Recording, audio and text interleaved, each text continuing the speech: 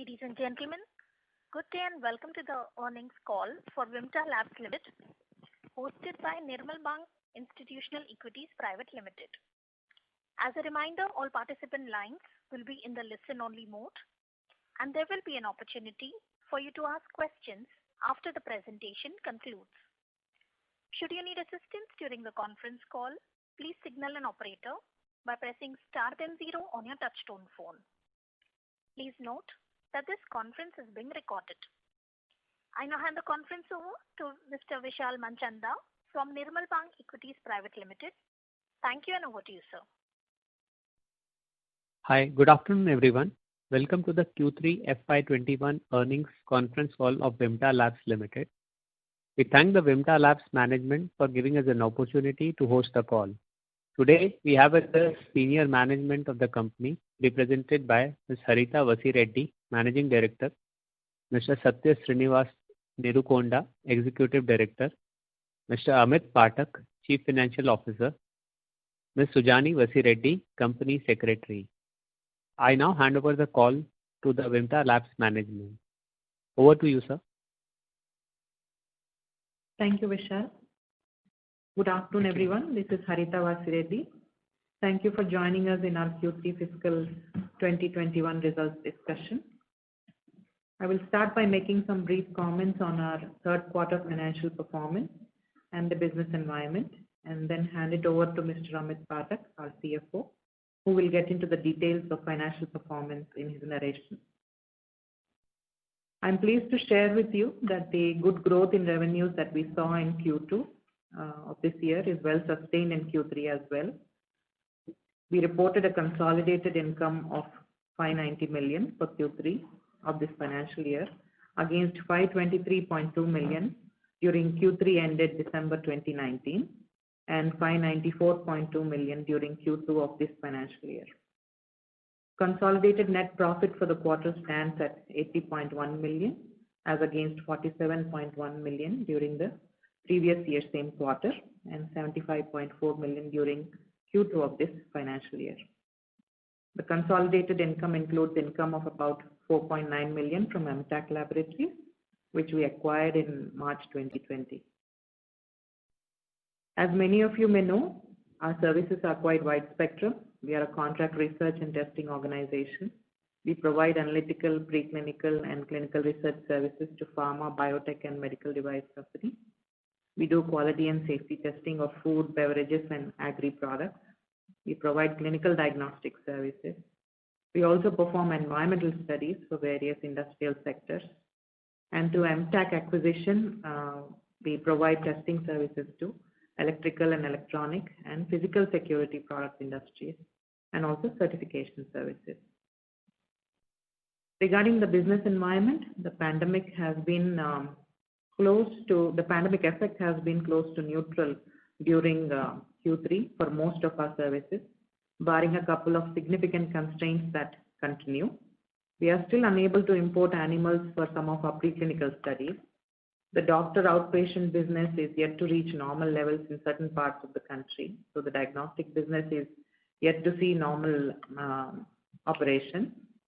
Therefore, the routine retail sales are still lower than what we had experienced previously. Additionally, the good demand for COVID-19 testing that we saw in Q2 was almost negligible in Q3. In rest of our business areas, we stepped up our business development strategy and continued to focus on improving operational efficiencies. We have not reduced the safety precautions that we had taken to protect our staff during the pandemic. So the social distancing norms and the hygiene of our transport entire facility are still a key focus for us. Travel has improved a little bit, but by and large, we choose not to undertake business trips until it is essential. The order book is good. It continues to be good. Coming to electronics and electrical project update, the equipment that we purchased in Q2 is under installation, and we expect the qualifications to complete in March. April is targeted for commercialization of these services, and we are expecting that we will have an NABL accreditation for ISO 17025 by August of 2021. Regarding MTech, we have been able to add good value to this business. It has three core services. One is testing of electronics and electrical products against standards. Second one is testing of physical security products such as bank lockers, strong room doors, fire resistant doors, etc. And third one is a certification business, which is currently for physical security products. So these are the three main areas in which MTech operates. We could grow the electronics and electrical testing business. However, the market for physical security products is seeing low demand due to testing concessions given by standards bodies, and they typically drive the testing business. It's expected that the demand will come back to normal in a few quarters. Meanwhile, we will continue to drive the other services in MTech. In closing, I just want to sum up and say that we are pleased with our quarter and continue to be upbeat about business prospects in the coming quarter as well. With this, I will now hand over the call to Amit. Thanks, Harita. Good afternoon, everyone. I hope that all of you and your family are safe and well. We appreciate you joining us today for our third quarter earnings call for the fiscal FY21. Before I come to the quarter numbers, hope you have reviewed quarter 3 and 9 months 2021 performance. I wish to start by qualifying that during the call, we may make some forward-looking statements. These statements are considering the business environment we see as of today. Therefore, there could be the risk and uncertainty that could cause the result actually to vary materially from what we are discussing on the call. And we would not always be able to update those forward-looking statements. Now I will start with a brief commentary on the reported performance for the quarter 3 2021, covering revenue, EBITDA, and profit before tax, and then we will be happy to take any questions. So revenue for quarter 3 2021 is slightly lower at rupees 582 million compared to rupees 588 million in quarter 2 2021. Further, revenue for 9 months YOY basis has increased by 9%, and revenue for quarter 3 2021 has also increased by around 13% compared to quarter 3 of the last fiscal year. Let me now talk about the cost element. The operational cost as a percentage of revenue on quarter basis is reduced by around 2%, and YOY 9-month basis it remained at flat. There is no major variation in finance cost and depreciation. However, the slight increase in manpower cost is due to addition of certain manpower in this quarter, looking after our business visibility. Other expenses on quarter basis as a proportion to sale has come down by around 1%, that is 16% in this quarter versus 17% in last quarter, and 2% on YOY 9-month basis, that is 17% in this quarter in 9 months versus 19% in last year 9 months. If you are seeing the absolute number of the other expenses also on the quarter basis, it has come down, and compared to last year of the similar quarter, it is also slightly come down. So other expenses, we have a better control over the period of time. EBITDA on quarter basis has increased by 7%, that is 29% in this quarter versus 27% in the last quarter. And EBITDA on 9 months YOY basis has increased by 28%, that is 24% in this year 9 months versus 19% in last year 9 months, mainly due to increase in top line and reduction in material cost. PBT on quarter basis has increased by 9%, that is 18% in this quarter versus 17% in last quarter, and PBT on YOY basis 9 months has increased by more than 100 basis points, that is 12% in this year 9 months versus 6% in last year 9 months. We have also invested in our plant and machinery and other assets, which is around rupees 148 million in this financial year. Our subsidiary, Amtech, has also performed well in the current quarter with the EBITDA margin of 21% and PAT margin of 11%.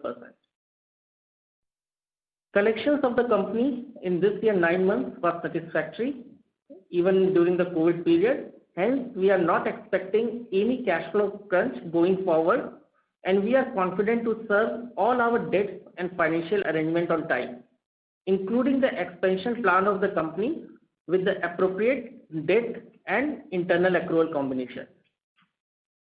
We have also taken a new term loan facility of 225 million for the expansion of our E&D projects and regular capex. The entire amount of this term loan will be availed by the end of Q1 2022. With this, I will hand over back to the operator and would be happy to take questions. Thank you. Thank you very much. We will now begin the question and answer session. Anyone who wishes to ask a question may press star and 1 on the touchtone telephone. If you wish to remove yourself from the question queue, you may press star and 2. Participants are requested to use handsets while asking a question. Ladies and gentlemen, we will wait for a moment while the question queue assembles.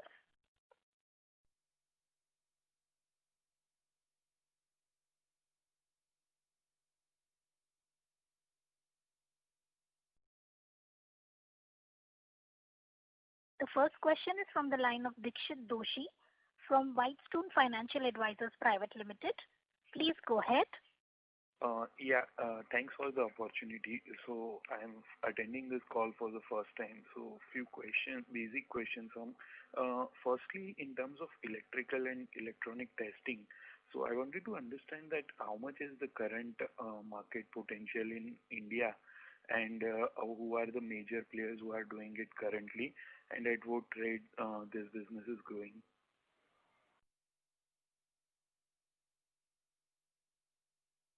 So the potential of electrical and electronic business, testing business, is expected to be close to 1,000 crores, and we expect that this market will grow. And the major players, big players, are mostly international test laboratories. You have TÜV Rheinland, you have Underwriters Laboratory, UL. I think then you also have SGS probably in this field. Not too many. Those are there. Wipro is also into this business. A lot of local labs. Many local labs who serve testing needs against the BIS standards. Okay. And secondly, in terms of, I just correct me if I'm wrong. So basically, we do the electronic testing. We'll be doing it on a sample basis, or so samples will come to our labs and we'll do the testing, or some of our employees will be sitting in the equipment manufacturer's factory and will do the testing of all the equipment. Does this work? The samples will be received by us in our laboratory. There are typically 3 types of tests that are done for such products. One is a performance test, one is a safety test, and the other one is an environmental test. So we are putting up EMI EMC capabilities in Vimta to support the R&D requirements of the industry. MTAC will complement Vimta's services because they already have some safety and performance testing equipment with them.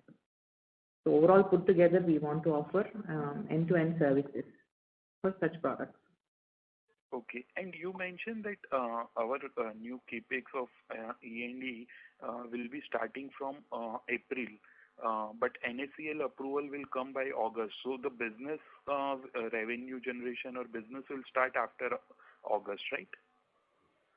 We are expecting that it would start immediately in April, because when you're supporting R&D requirements, not all customers require NABL certification. So we are expecting that revenues could begin in April itself. Okay. And are we already in discussion with few clients? I mean. Yes. Okay. And last question from my side. So we had some issues in terms of revenue in FY20, and in 21 we again had a Q1. We had a COVID issue in Q1. But prior to FY20, we were growing at 20% CAGR revenue. How do you see the company growing from FY22 onwards? We don't make specific forward-looking statements with respect to our business, but FY19 was an aberration. We should have done better, but for the slight slowness that we experienced in pharma industry. But our endeavor is always to catch up with the growth rates that we had experienced until then. But do you feel confident of doing it from next year, or at present it looks difficult? So right now we are quite upbeat about the market conditions. Okay. That's it from my side. I'll join back in the queue. Thank you.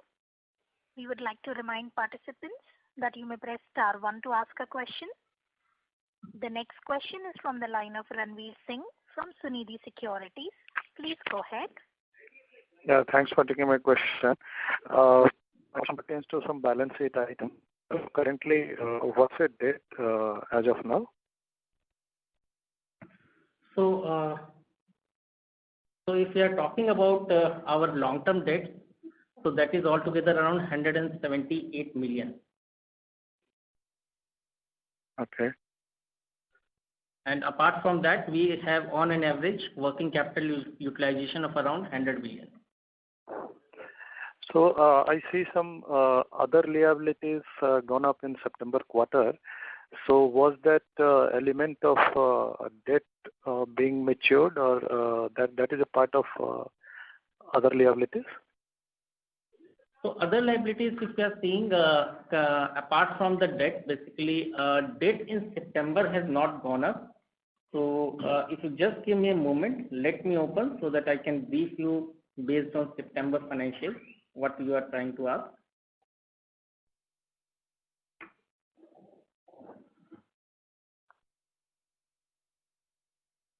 Just a minute.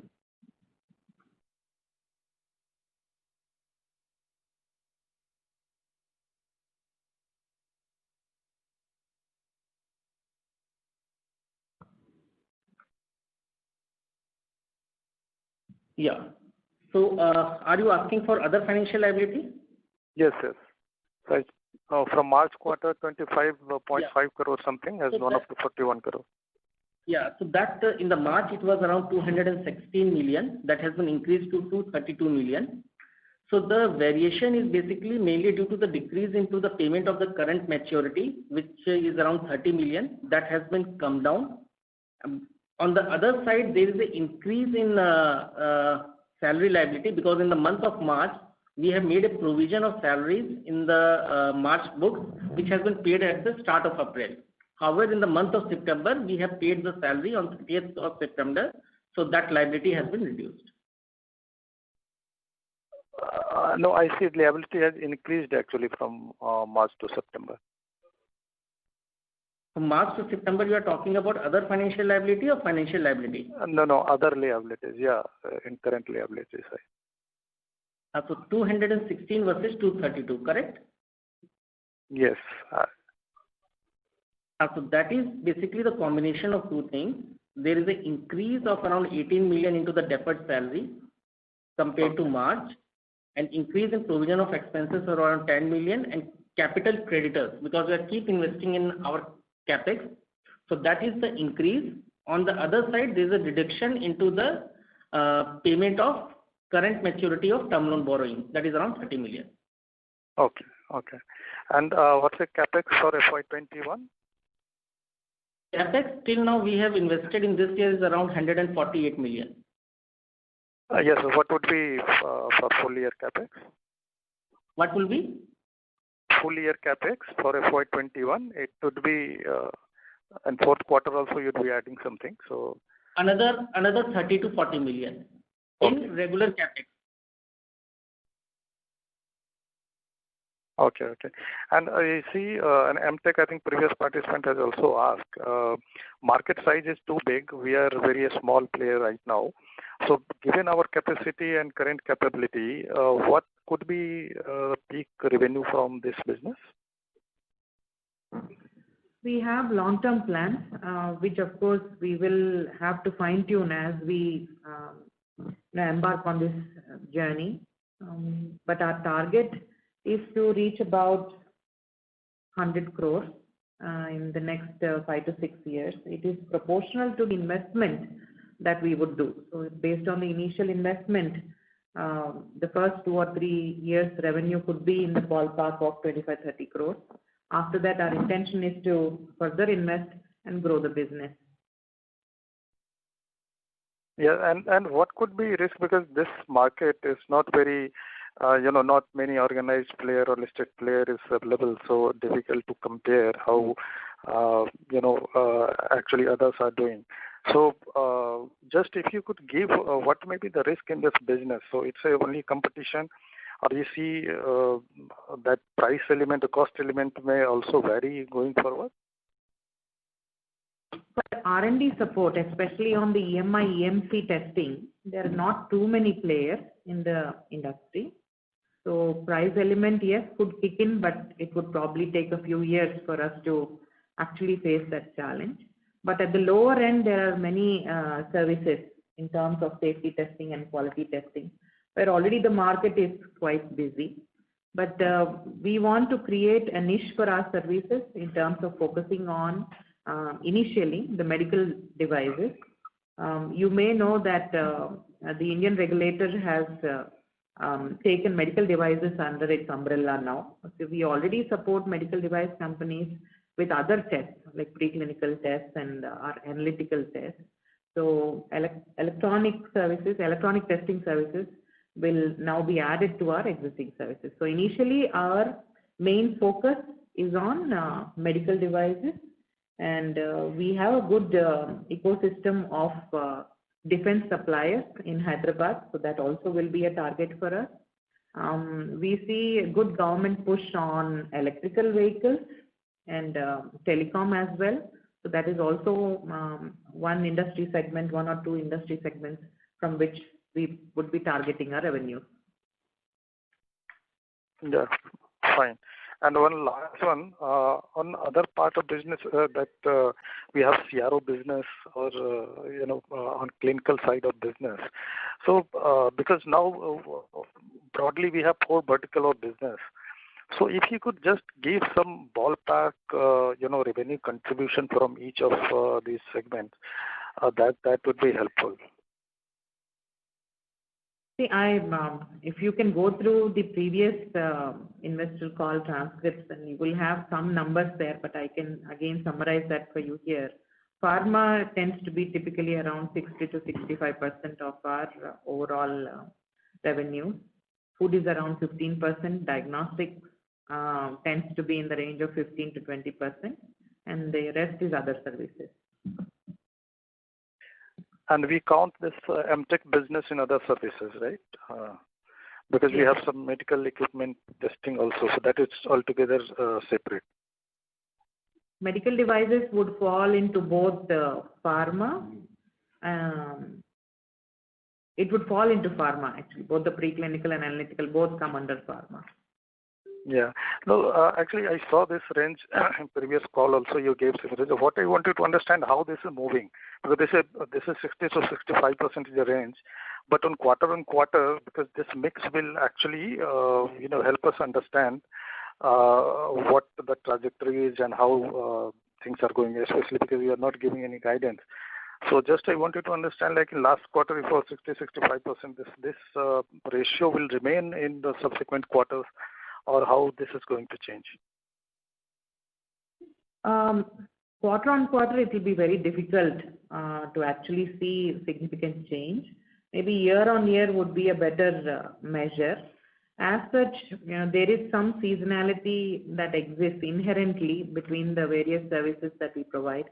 Like for environment, the rainy season is very low. For food, typically the summer season is pretty high. For pharma, Q3 and Q4 tend to be high. So there is some seasonality within the basket of services that we have.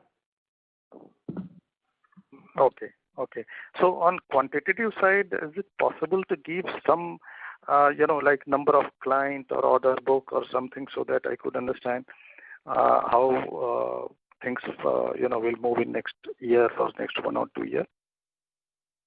It's very competitor sensitive information, so I'll refrain from actually answering that. Okay. Okay. No issue. Thanks a lot. This is all from my side. Okay. Thank you. Reminder to the participants, anyone who wishes to ask a question may please press star and 1 at this time.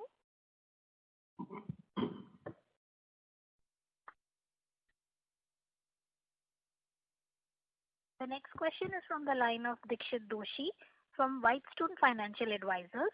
Please go ahead. Yeah, thanks for the opportunity again. Ma'am, if I see our current earnings, usually we do 70% plus kind of gross margins. So will the electronic business will have a similar kind of margins? Yes, once the business matures, which is unlikely to happen in the first year itself, we will be able to see similar kind of margins. No, but in terms of gross margin, and I understand the EBITDA margin will take time once we attain the scale. But the gross margin, I mean, the sales minus just the raw material, that will be similar to the current business? In electronics testing, you don't have a lot of material that is consumed for testing, so the consumable cost will be lower. So in that aspect, it could give better margins. Okay, got it. Okay, that's it from my side. Thank you.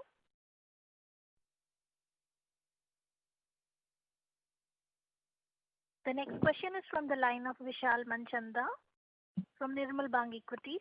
Please go ahead. Yeah, hi. Thanks for the opportunity. On the electronic testing business, wanted to understand whether this would be a drag on your profitability in FY22, and would it be significant, if at all, if it's going to contribute losses in the first year? We don't expect it to be a drag. Okay. And among the various segments that you operate in, could you share which one would be the fastest growing for you? For us, pharma has been growing well. We expect that to continue. Food is also growing year-on-year basis. Diagnostics, we are putting some fresh energy behind it. We have already begun with our plans, so that should also grow for us.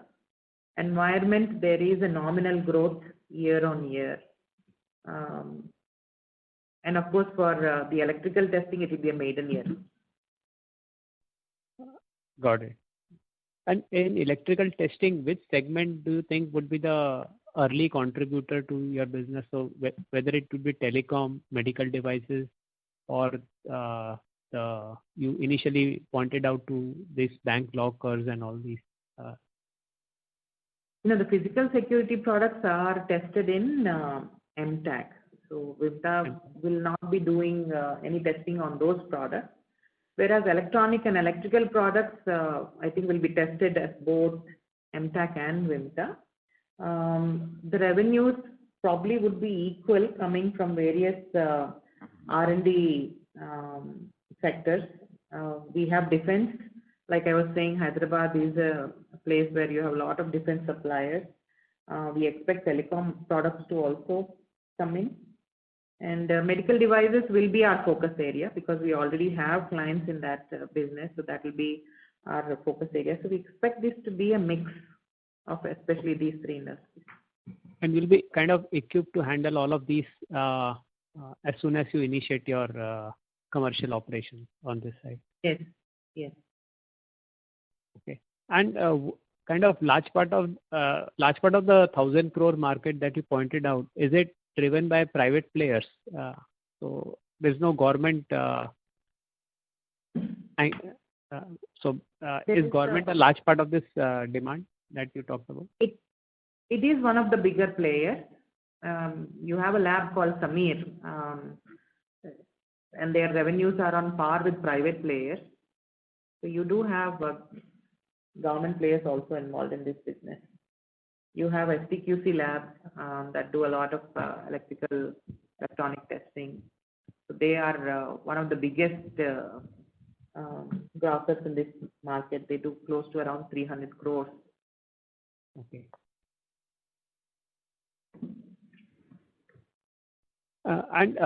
Going further on this electronic testing, there's also a market opening up for, there's a segment of the market that's being catered by government agencies. Like there's I think there's IRDA, which takes care of electronic meter testing and certification. So would this kind of market remain with such agency, or this can also be catered by private players? We can certainly compete for it. Okay. And in terms of your, if you look at your Q3 revenues,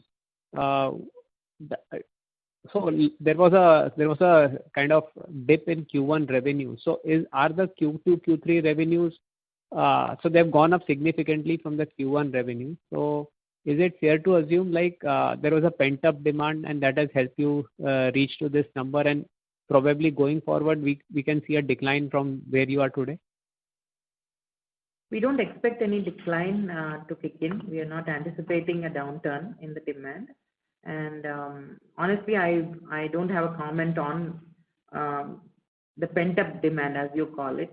The demand has always been there, but yes, pharma did see, we did see a lot of inquiries from our pharma business, probably more to do with how the competition has handled the pandemic, and how we have handled it.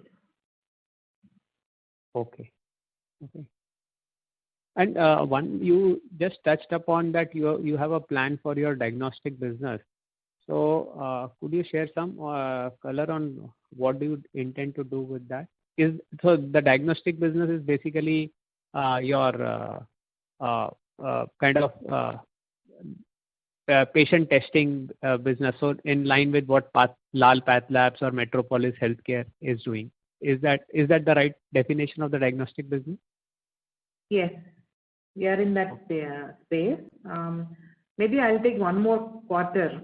I'll hold on to that question and come back to you one more quarter to share with you plans, because we are still making them. We are just finalizing on what we want to do where. So I'll answer that a little more elaborately next time. Okay. But you have serious intentions on this to kind of give due attention to this business, part of the business. Yes, we do.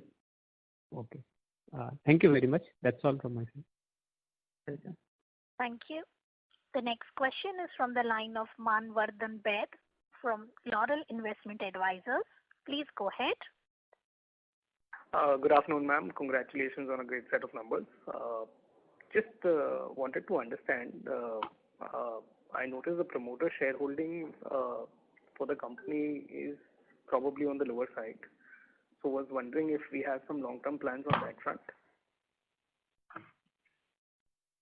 As far as my information goes from the promoters, I don't think there are any plans to increase that shareholding, but these things keep changing. I really can't respond on their behalf. Okay.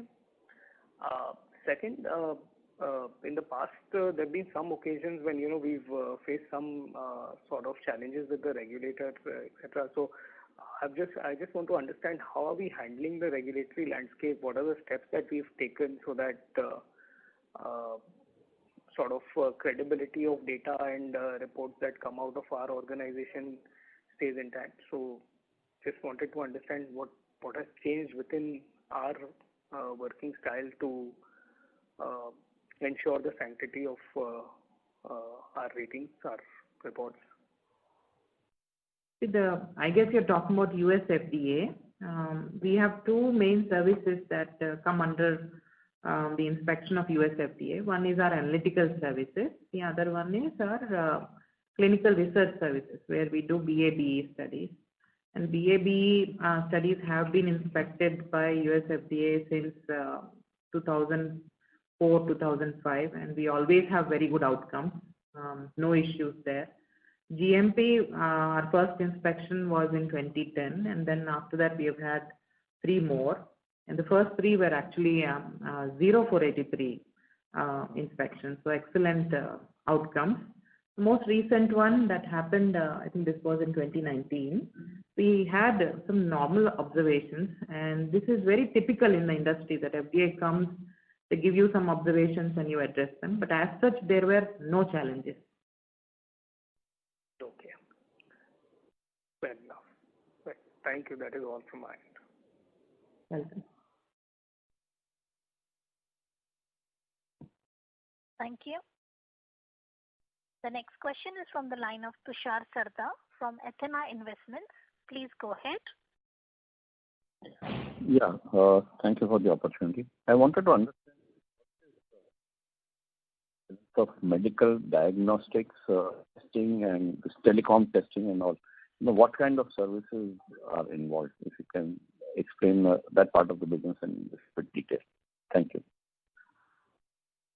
Mr. Tushar, I lost your question, the first half especially, if you can please repeat. No, I wanted to understand if you can explain in detail about this testing services which you do for medical diagnostics, and then you mentioned telecom also as part of that.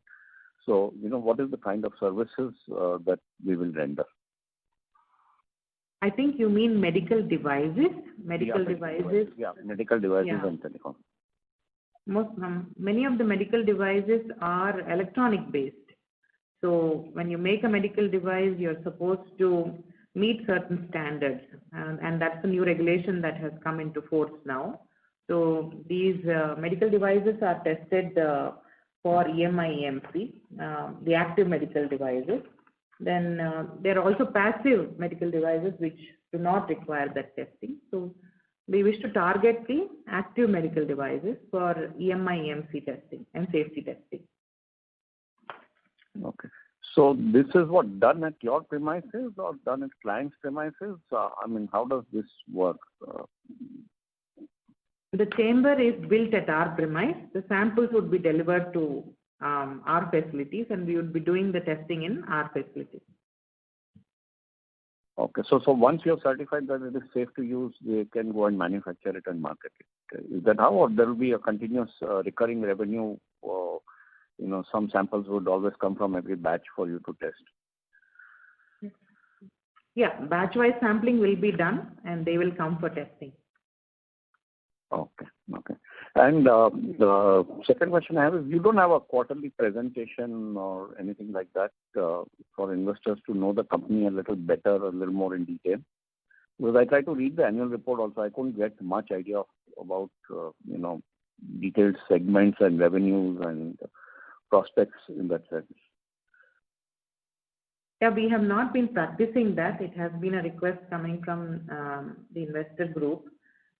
What we typically do is we release a video about our services once in 2 or 3 years. So the new video is up for release in February, March. So that will give you a good sense of what our business is. And rest of the information is anyways available publicly on our website. No, but in terms of, since you have 4 or 5 segments, revenue and margins in each segment and, how they're progressing. I think some previous participant also asked this question. So that is where we're then able to assess whether, business is going as per the trajectory that we envisaged. And then if we have any concern, we can ask you on the call. Otherwise, we're really shooting in the dark. If our services are covered under contract research and testing, it is only one segment. We do not have segmentalization or reporting under that. No, but they are, you're servicing 4 or 5 different sectors, right? So the prospects change for each sector and service. Growth rates change, prospects change. So I'm saying from that point of view, it's of course your choice, but it will just help investors to understand the company a little better. So the resources that we deploy internally, they are interchangeable. Like I said, it's a laboratory services. The resources are interchangeable, right from equipment to people, facilities. We expand as needed, contract as needed. It's all ultimately laboratory services. So internally, there is no bifurcation for us. And externally, whatever market, whatever reading that you wish to do around the market, we can always help you understand that. It's not an issue. But I don't know if presentations would help, but we'll still try. Like I said, our intent is to address this request that is coming from the investors. We'll try to have one up for the next quarter. Okay. No, madam, your company is very unique. We actually don't have any comparable company. So whatever you can do in terms of helping investors understand the company better would be really appreciated. Most of the global companies tend to have the same mix of services that we have. You can look at SGS, they're much bigger, but their spectrum is much, much wider. You have Eurofins, you have Tuxtode. So we are not very different from such global companies. Okay. Thanks.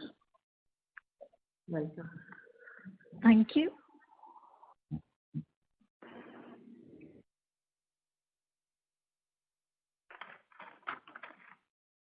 The next question is from the line of Viral Pansali, an individual investor. Please go ahead.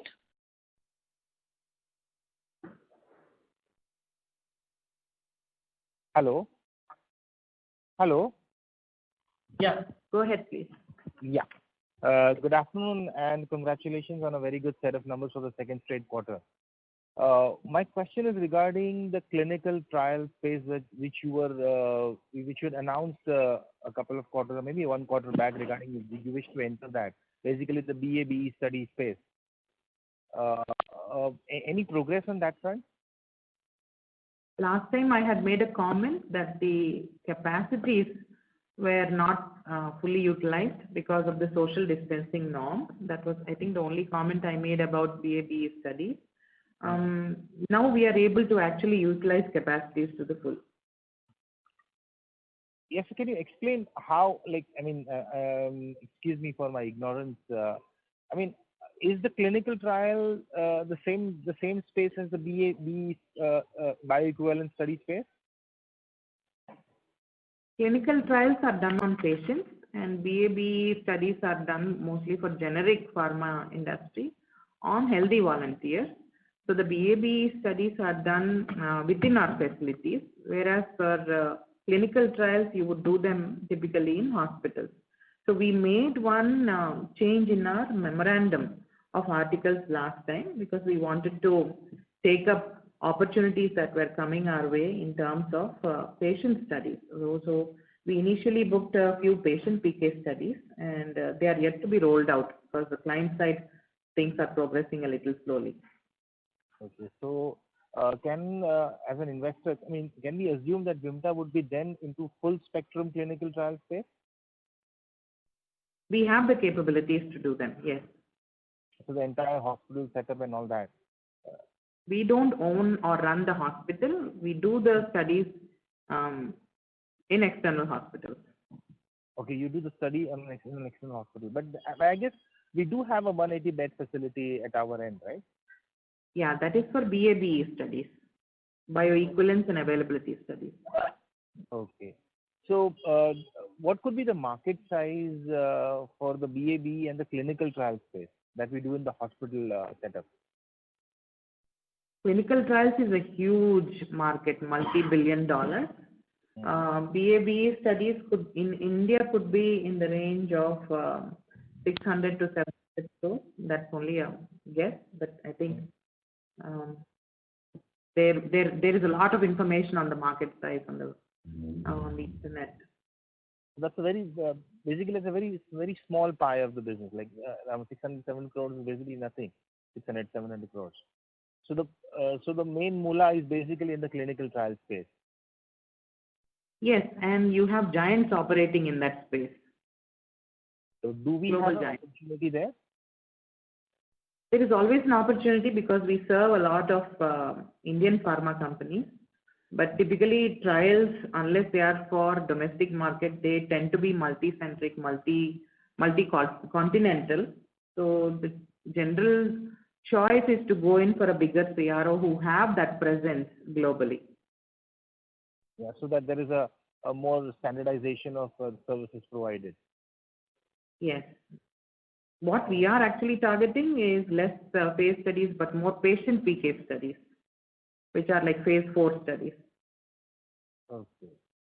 And going forward, how do we look at Vimta performing over the next, say, 4 or 5 quarters? Do we have sufficient order book to be able to see a decent uptick in revenues? I'm not asking for an accurate guidance or anything like that, but can we see some growth? We are targeting growth. At least in the next quarter, I can say that we will maintain or better the performance. And for the next year, our plans are under preparation, and we are definitely going to be aggressive in terms of growth. Okay, so will that extra additional growth that you are expecting from in FY 21-22 will be coming from the new electronic space or the expansion of the existing services that we provide? That will be a very small part, because like I said, it's a maiden year. The revenues from that particular service will be very small. It will be under 5%. Okay. But even 5% is significant for us, considering it's the first year. We are a 200 crore plus company, so 5% would be around 10 crores. And to achieve 10 crores in first year would be, in fact, very good. Yes. So like I said, it's going to be under that. It's going to be under that. Okay. So any segment that we look at which will drive the growth in the following year, like FY 21-22? We are not really partial to any one particular segment. We put our business development strategies in all segments. The only one that we have not been able to significantly grow is the environment business, and diagnostics also has not been a great focus for us until very recently.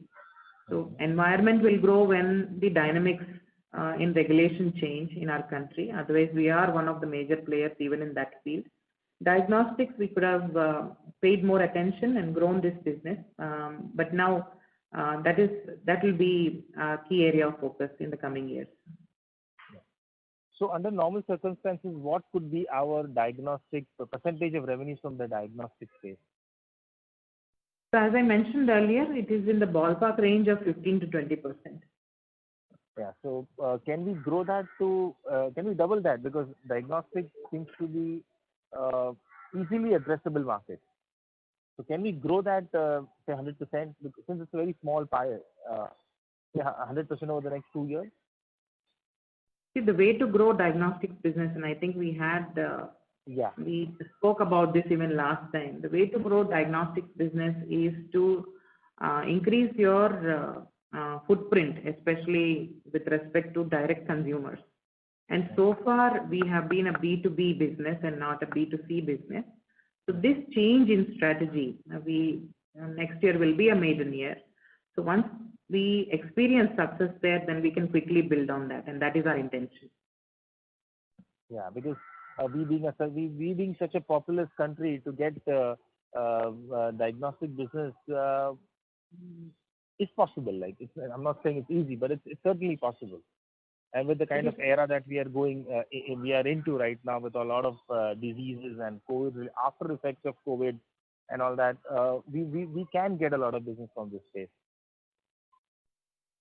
We can. Fine. Thank you. Thank you so much, and best of luck for the coming quarter and the next year. Thank you. Thank you. The next question is from the line of Apurva Mehta from AM Investments. Please go ahead. Yeah, congratulations on great set of numbers. Ma'am, only I wanted to ask about the food testing business. What is your basic, view and vision for this food testing business, and where in next 2-3 years do we see this business going? Food testing business for us became a key focus about four and a half years ago, we set up a pan-India network of laboratories, a total of 9 laboratories in India. And for us, our expectation is in the next 5 years, we could easily double our revenue from what we have now.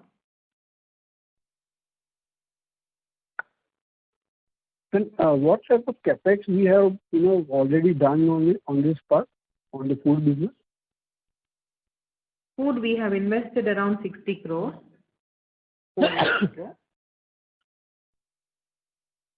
And that is no new investment will be coming in this side, or we will be investing it? We won't be making any major investments in food in the next few years. Okay. And on the diagnosis side, what we are planning to, maybe setting up, labs across your state or something like that. What kind of, capex will be doing, or any plans on the ballpark, or what type of, money will be required to set up all this? Diagnostic business does not demand a lot of capex. It is mostly OPEX that is needed for growing this business. Okay. We already have a strong network of our patient service centers across India, but they're all franchisee based. What we are going to do now is have our own company operated patient service centers or collection centers. So that's going to bring about a major change for us in this business. Okay.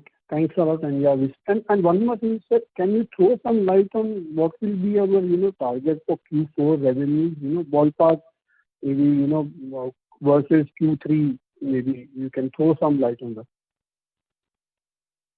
We'll be doing at least equal or better in Q4 as compared to Q3. Okay. Thanks a lot, and wish you all the best. Thank you. Thank you. The next question is from the line of Pranav Gala from iWealth Management. Please go ahead. Hello. Hi, thank you for the opportunity. Ma'am, I just wanted to understand one thing. As we see, if we exclude the other income from our revenue, the revenues are pretty much flat. So going forward, where are we going to see the growth coming in from? As I already mentioned, for us, all our services are a trust area, focus area. Food will bring in the growth, diagnostics will bring in the growth, and our pharma services will also bring in growth over the next few years. And we are adding electronics now. That will also add to our growth. Okay, ma'am. So when do we see this kicking in? I mean, would it be after, so would it start from the year 22, or when are we expecting this to kick in, the electronic business and the diagnostic business? We have been in the diagnostics business for about 10 years already. Electronics, we are going to start commercialization in April. So that will be next fiscal year will be the first year. Okay. Okay, ma'am. So diagnostics, we are expecting that it will be growing at a certain rate. What is that rate that we expect? I'll be unable to make specific comments on the growth rates. Okay, ma'am. We don't do that. Okay, ma'am. Thank you so much. That's it from my side. Thank you. The next question is from the line of Milind Shah from Urmil Research Consultancy. Please go ahead. Hello. Yeah, please. Congratulations for taking my question, ma'am. First of all, my suggestion that Madam has said that presentation is not possible for investors, and you said the video are going to made and release on YouTube, but there is no link on Vimta site. So it is my suggestion to put a link of YouTube video on Vimta's site. And second thing, there is no update on news and announcement that MTech is taken over by Vimta. So our website is not updated regularly. The updates are sent to the stock exchanges. Our website is undergoing a reconstruction. The new website we expect to have up in the next 1 or 2 months. So you will find all the updates there regularly. Oh, okay. Thank you, ma'am. And my second thing, we have joined new CFO, right? Yes, the person is yet to join us. It will happen in February. Oh, okay. But the announcement is not mentioned his previous capability or where he is joining. But LinkedIn is declared, and like Sun Pharma company is announcing the detail of CFO or CEO from where he is coming. So why should we not disclose the previous detail of CFO? We will provide details once the person joins, because this is a prospective statement, so we didn't think it was needed at this point of time. Oh, thank you. And good luck for next quarter, next year. Thank you. Thank you. We would like to remind participants that you may press *1 to ask a question. The next question is from the line of Viral Bhansali, an individual investor. Please go ahead. Yeah, hi. I just wanted to know more about your order book. Like last time you had mentioned that you have enough order book, like your order book for the next 6 months is more than the order book for the last 6 months. Is there anything that you can provide on this, that what's the order book currently looking like? Specific numbers obviously can't be shared, Mr. Viral, but the order book continues to be strong. Yeah, obviously I'm not looking at specific numbers, but is it stronger than what we had for the last 6 months? It is as good as when we spoke about it in the last call. Okay, so on the similar lines. Yes. Okay, so do we expect more execution to be able to drive, so that the growth can come from more execution? Execution. See, we are already operating at much better efficiencies. We have started operating in multiple shifts, so the efficiencies are quite good. So from that point of view, we might not have more execution happening unless there's more order book. We can always add more people and capacities when we see higher orders. Okay, so basically we are confident to maintain the current tempo of, the rate of growth. For more growth and a higher order book will be needed. Is that what you meant? Yeah, we are continuously targeting to improve our performance period on period. That is going to be our continuous endeavor, of course. Okay, fine. Thank you so much. Welcome. Thank you.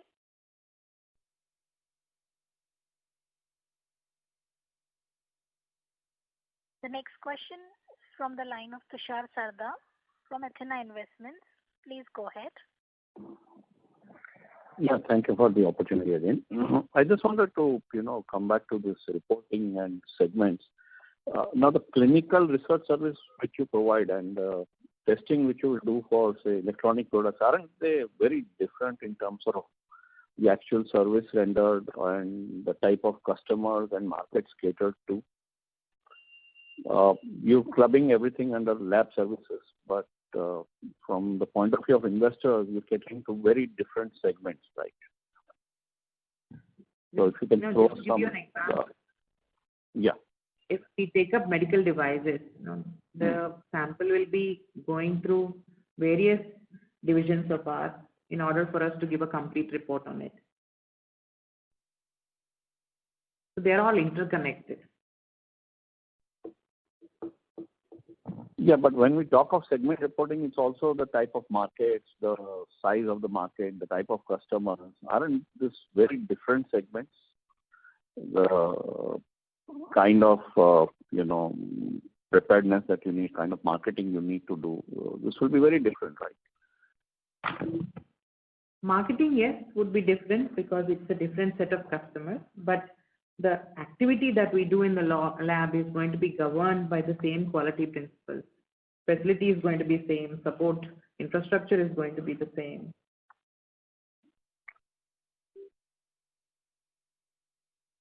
It's all under 17025 standard. No, I agree, but when you are, a listed company and you are addressing investors, I think little bit of better information for investors is always desirable, but it's always company's choice. So, okay, thank you. Welcome. Thank you. The next question is from the line of Dikshit Doshi from Whitestone Financial Advisors. Please go ahead. Yeah, thanks for the opportunity again. One just small question. So now the electronics business will be starting from April onwards, and usually we see in our P&L most of the costs are fixed costs. So how much increase you expect in the cost side, let's say employee cost and other expenses due to this new business we are going to start from April? That's a good question. Actually, I don't have numbers with me right away. We can always get back to you in the next call. Amit, do you have any information?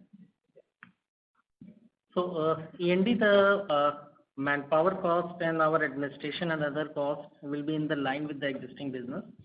We are thinking the manpower cost will be somewhere around 30 to 32%, and the other expenses will be around 15%. Initial period, there will be the higher burden on the finance cost and depreciation, but as we already mentioned, it requires a couple of years stabilization, that it will be the good profit margin venture. And what kind of increase you expect in depreciation and finance cost?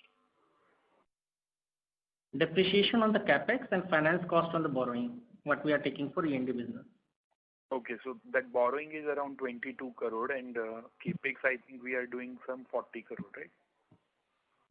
No, capex on the first leg we are doing somewhere around 18 to 20 crores, and depreciation, the borrowing will be around 70% on the total capex.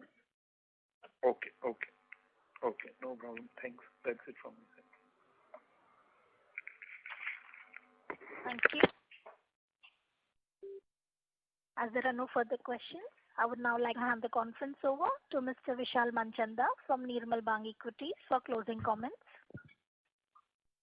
Thank you everyone for taking time out to attend the call. Look forward to see you over the next quarterly earning call. Thank you very much. Thank you. Thank you. I too thank everyone. Have a good day. Bye. Thank you. On behalf of Nirmal Bang Equities Private Limited, that concludes this conference. Thank you for joining us, and you may now disconnect your